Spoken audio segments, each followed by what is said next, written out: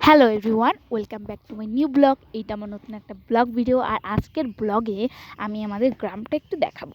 এই দেখো, এইটা প্রথমেই আমাদের বাড়ি। এই বাড়িটা কিন্তু অনেক সুন্দর এবং বাড়িতে অনেক গাছপালা আছে। আসলে গ্রাম মানেই শান্তি, মানে গ্রামে প্রচুর শান্তি পাবে আর যা না পাও তুমি। অ্যান্ড এখানে যা মনোমুগ্ধ পরিবেশ, আমাদের গ্রামটা অনেক সুন্দর এবং আমাদের গ্রামের নাম কিন্তু রাজাপুর।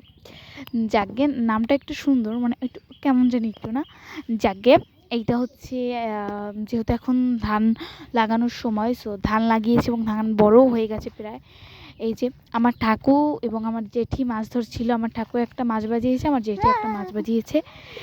এই বড়শি দিয়ে মাছ ধরা কিন্তু, মানে বাঁশের বড়শি দিয়ে মাছ ধরা অনেক ধৈর্যের বিষয়। অনেক ধৈর্য করে তারপরে এই বড়শি দিয়ে মাছ ধরতে হয়। এইটা কিন্তু আমার দাদুর ঘের। এবং এই যে দেখো, আমার ঠাকু আর একটা মাছ ধরেছে, কার্পু মাছ। মানে এটা আমার জেঠি ধরেছিল কার্পু মাছ এবং আমার ঠাকু ধরেছিল তেলাপিয়া মাছ। এই যে অ্যান্ড এইটা হচ্ছে আমাদের দুটো ছাগল। এই যে একটা, আর একটা ছিল কালো কালার, আর এই যে ব্রাউন কালার একটা।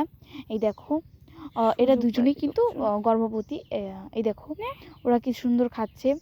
আর ওদের খাবার খাওয়ার স্টাইলটা কিন্তু আমার মোটেই ভালো লাগে না, একটু কেমন জানি একটু। যাকে ওরা খুবই ভালো মানুষ, অবুঝ প্রাণী। যাকে দেখো, ওরা আমার ঠাকুর কিন্তু আমার একটা মাছ বাজিয়ে ফেলেছে অলমোস্ট।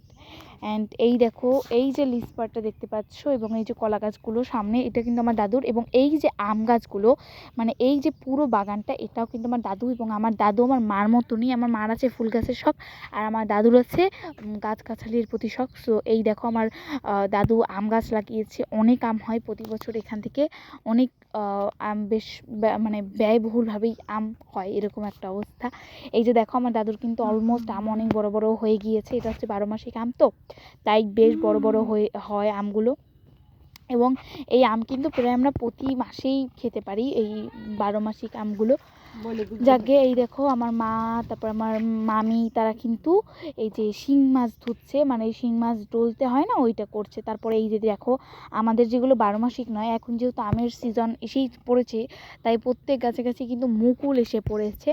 অ্যান্ড এইটা হচ্ছে আমাদের হাঁস মুরগির মানে খামার, দেশি হাঁস মুরগির খামার। এটা কিন্তু প্রত্যেক বাড়িতেই থাকে, প্রত্যেক গ্রামের বাড়িতেই দেশি হাঁস মুরগির খামার থাকে, যাতে ওরা মানে হাত খরচটা চালানোর জন্য এটা কিন্তু করে। আবার অনেকের দেশি হাঁস মুরগি দিয়েই চাষ হয়, যারা কম ফ্যামিলিতে লোকজন। আর এই দেখো, মার মুরগি আরও ছিল, হাঁস ছিল, কিন্তু সেগুলোকে মা ছেড়ে দিয়েছে, জলে ওরা আছে, মানে ফেনা খায় ওরা মূলত।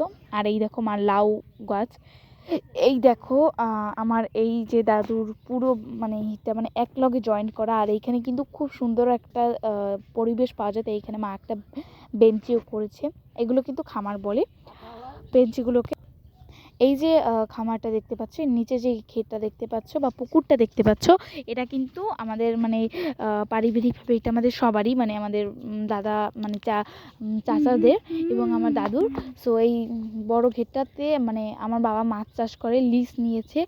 এবং এই যে ঘেরে 3টা ফার্ম আছে, এই 3টা ফার্ম কিন্তু আমার বাবাই চালায়। বর্তমানে এখন কোনো মুরগি নেই, বাট কয়েকদিন পরে এই যে পুরো ফার্মটা কিন্তু অনেক সুন্দর, নিট অ্যান্ড ক্লিন। কয়েকদিন পরেই আমার বাবা মুরগি ফার্মে উঠাবে কয়েকদিন পরে। এই দেখো, আর এই যে যখন মুরগি উঠায় তখন কিন্তু আমার বাবার প্রচুর ডিম হয়, তাছাড়াও মাছ হয়, ভালো মাছের সাইজ হয় ভালো।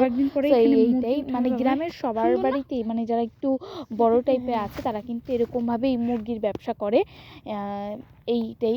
আর এই দেখো, এটা হচ্ছে আমার দাদুর সবজি বাগান, মানে আমার ঠাকুরই বলতে পারো।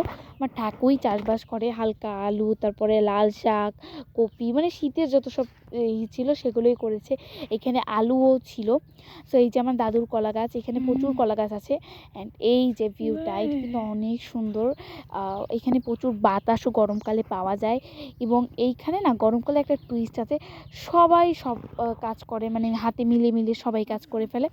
এই দেখো, এই বাগানে বা এই অনেক জংলা ফুল পাওয়া যায়, যেগুলো অনেক সুন্দর দেখতে হয়।